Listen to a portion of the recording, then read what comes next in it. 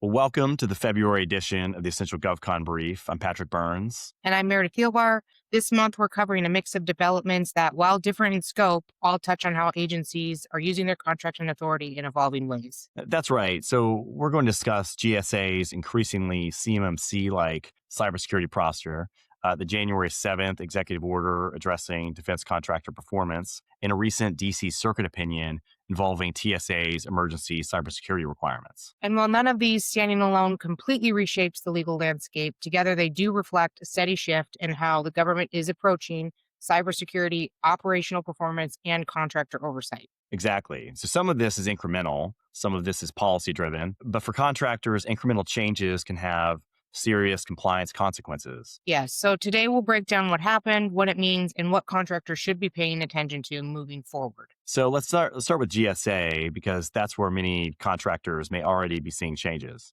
So this isn't a formal CMMC rollout, and there hasn't been a sweeping new regulation, but contractors are certainly seeing movement in this area. The CMMC, acronym for Cybersecurity Maturity Model Certification, is applicable to certain DoD contracts. That's right, Patrick. And what we're observing is GSA incorporating more robust cybersecurity expectations into its solicitations and contract language, particularly on multiple award schedule and IT related procurements. So this isn't like a centralized civilian CMMC announcement.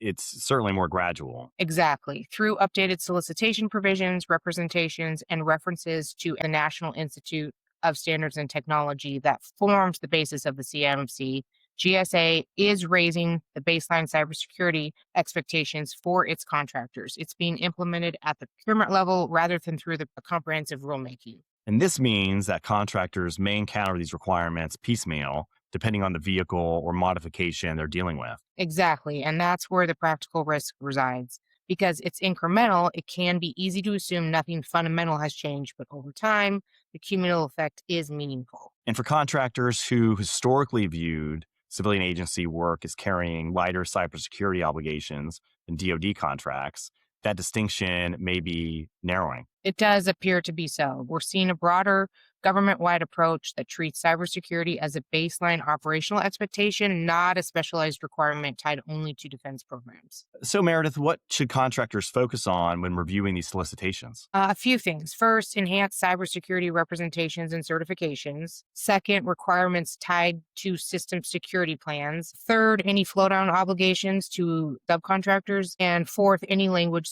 suggesting future third party validation or assessment requirements. None of this is identical to CMMC, but it does reflect similar underlying principles, which include documented controls, accountability, and demonstrated compliance. So, the takeaway here is not that GSA created a parallel certification regime.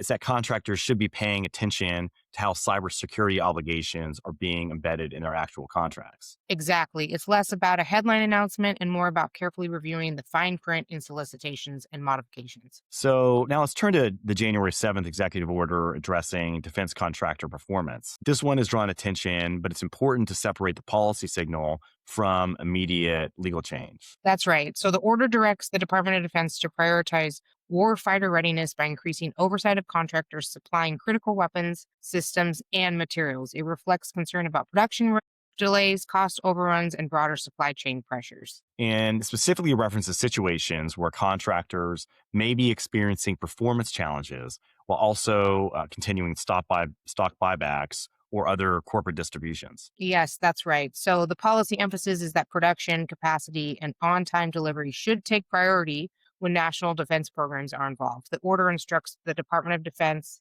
to identify underperforming contractors, require remediation plans where appropriate, and consider using both existing contractual and statutory tools to address performance issues in these areas. So this isn't creating a new statutory enforcement regime, right? Correct. No, it's not. It largely directs the Department of Defense to use the authorities it already has, contract and administrative tools, performance oversight mechanisms, and potential contract conditions in future procurements. The order also discusses aligning executive compensation more closely with production and delivery outcomes. It does. That may translate into revised contract language or negotiation pressure in certain programs, particularly for large defense primes supporting critical systems, but we'll need to see how the Department of Defense implements those directives in practice. So at this stage, the significance is more directional than immediate. I think that's a fair conclusion to make. It signals a continued focus on performance accountability and supply chain resilience.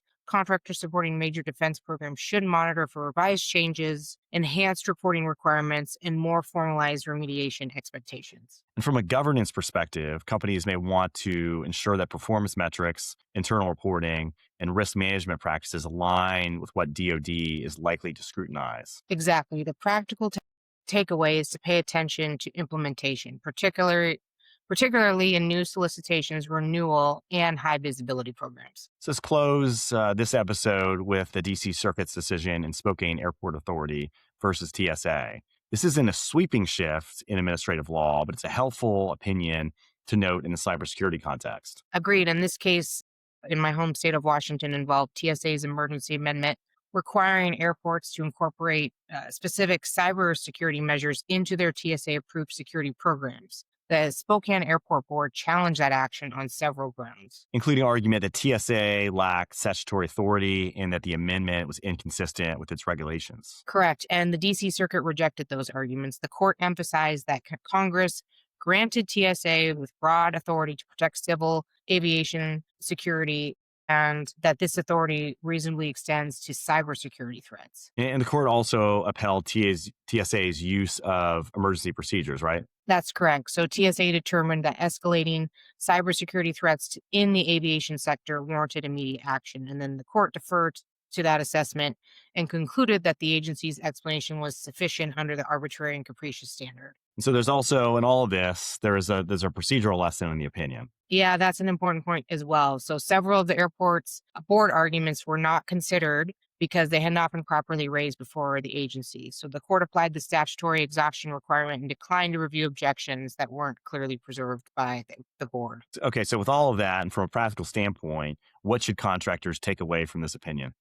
First, I would say courts are likely to defer to agencies that ground cybersecurity mandates in broad statutory authority tied to national or transportation security. And second, if a contractor intends to challenge an agency's action, as we all know, it's critical to raise specific objections during the administrative process. And while this case arises in the aviation context, it reinforces a broader point that we've been discussing, that agencies have significant latitude to impose cybersecurity obligations when tied to security. Exactly. It's not a dramatic expansion of authority, but it does confirm that emergency or program level cybersecurity mandates will generally receive judicial deference if the agency builds an adequate record around its reasoning. So if we step back and look at these developments we discussed during this episode together, none of them independently represent a dramatic shift in government contracts law. No, but collectively they reflect a continued and fairly steady trend that agencies are using existing authorities to shape contractor behavior in areas like cybersecurity, production performance, and operational resilience. In some instances, that's happening through incremental solicitation changes, like we're seeing with GSA, but in others, it's policy direction through an executive order. And in the TSA case, it reinforces that agencies have room to act when security concerns are at issue. And so for contractors, the practical takeaway is to pay attention to implementation. The legal framework may not look entirely new, but the expectations embedded in contracts and agency oversight are evolving. As always, careful review of solicitations, contract modifications, and agency guidance remains essential, especially in areas touching on cybersecurity and performance accountability. And we'll continue to track how these developments unfold in real time in the coming months, and we'll certainly keep our subscribers updated. So that wraps up this episode 19 for this month's Essential GovCon Brief. Thank you for joining us. If you'd like to hear more discussions from Patrick and I, be sure to subscribe on Spotify or YouTube. And as always, if you have any questions about how these issues may affect your contracts or compliance posture, feel free to reach out to us. Thanks so much for tuning in, and we will see you next month.